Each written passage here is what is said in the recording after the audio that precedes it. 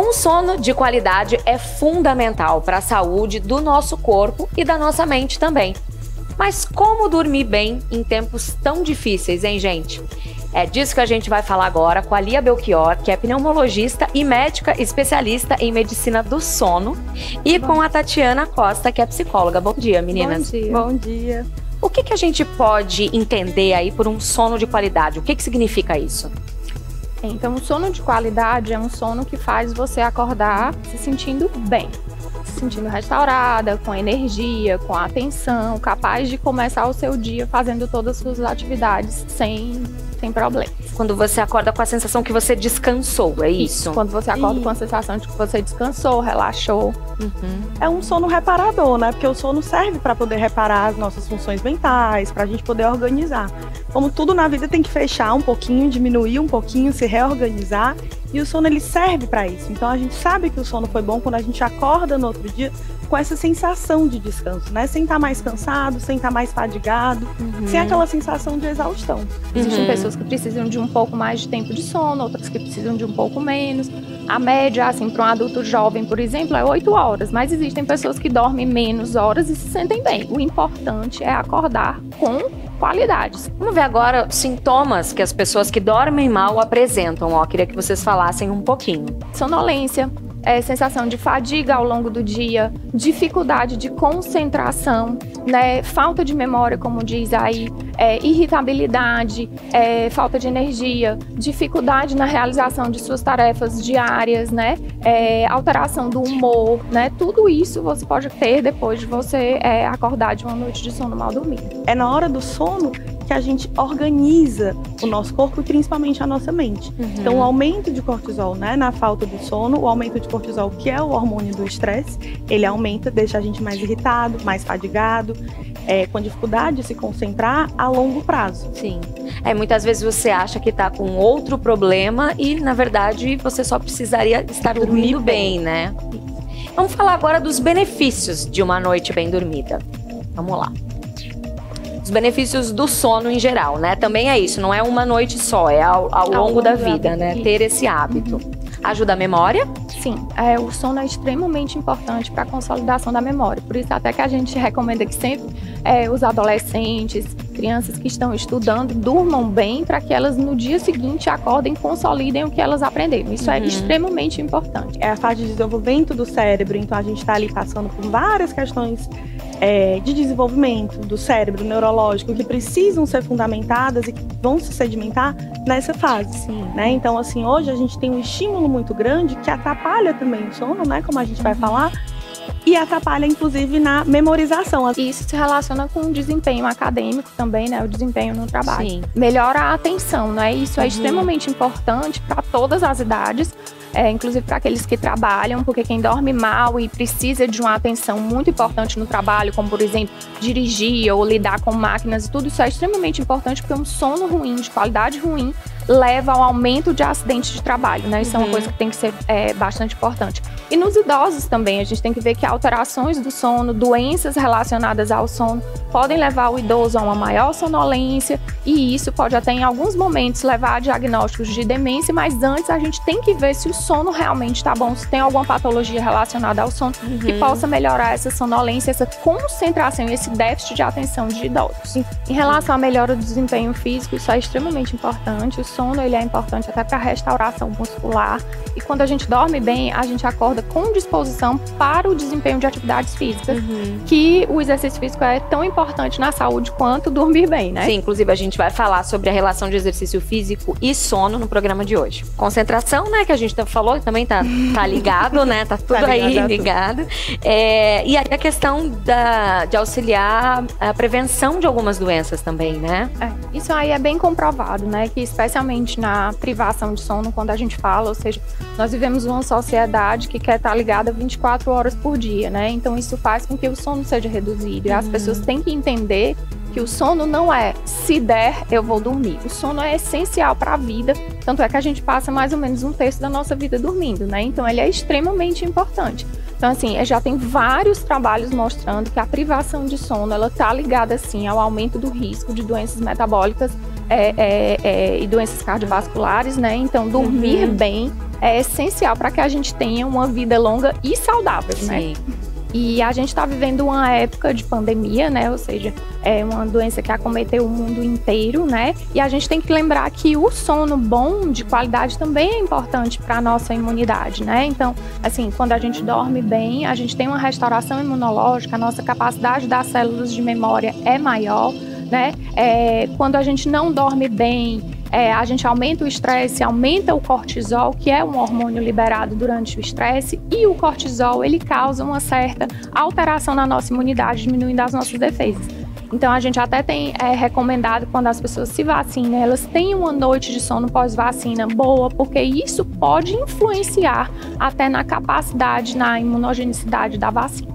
Mas em relação ao horário que eu vou dormir, existe algum problema? Uma pessoa que vai dormir muito tarde e acaba acordando mais tarde, isso gera alguma alteração nessa qualidade do sono?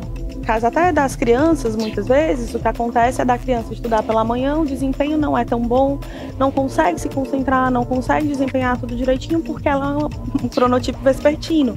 Então seria melhor se ela acordasse um pouco mais tarde, porque ela vai dormir um pouco mais tarde. Né? Não é frescura, nem não preguiça, é frescura, não vezes, é preguiça, porque muitas vezes as pessoas ficam batendo ali, não custa nada, né? A gente tem ali nos Deus adolescentes, ajuda quem cedo madruga, quem cedo né? madruga. A gente tem os adolescentes que tendem a dormir mais porque precisam de mais horas de sono, como as crianças, e a gente já tende a querer que durma um pouco menos, né? Eles também querem dormir um pouco menos, né? Então a gente precisa organizar isso também e entender o limite de cada um. A gente falou dos sintomas da pessoa que não dorme bem, né? Quando ela tá acordada. Mas existem sintomas que a gente pode detectar e quando a pessoa está dormindo, como é que funciona? Sim. Aí, no caso, não vai ser a própria pessoa que vai detectar isso, né? Vai ser algum espectador. Então, assim, dos principais é o ronco.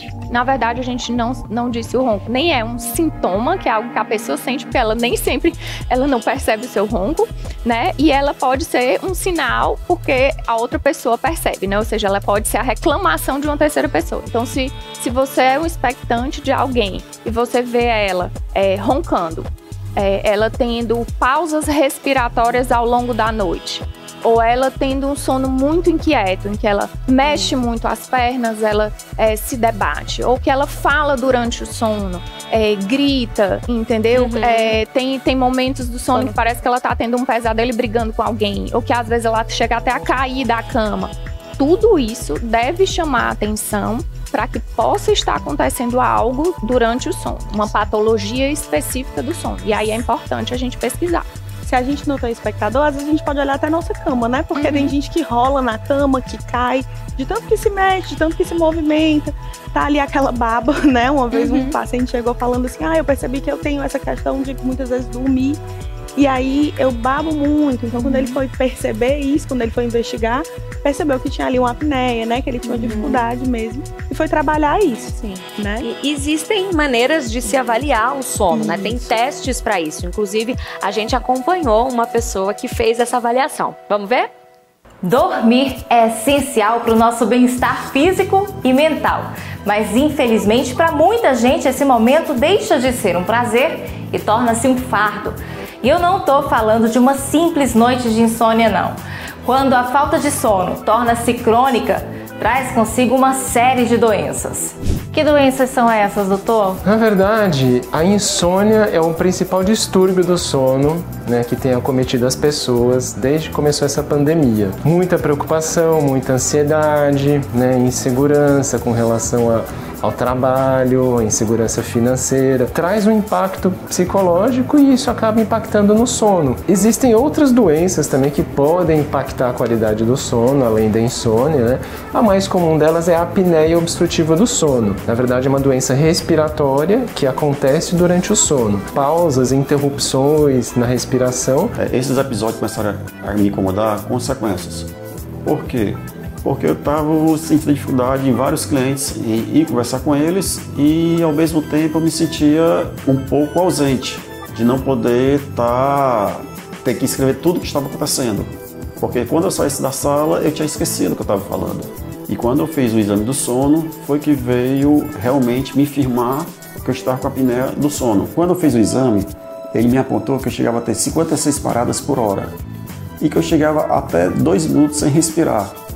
Então isso me ocasionava muito a falta de oxigenação no cérebro, que vinha relatar todas as consequências, todos esses problemas que eu estava enfrentando, inclusive o ronco. Doutor, existe tratamento para esses problemas? Com certeza existe tratamento para todos os distúrbios de sono. Eu tive que passar a utilizar o CPAP, que é um aparelho que ele vem a reforçar na minha respiração.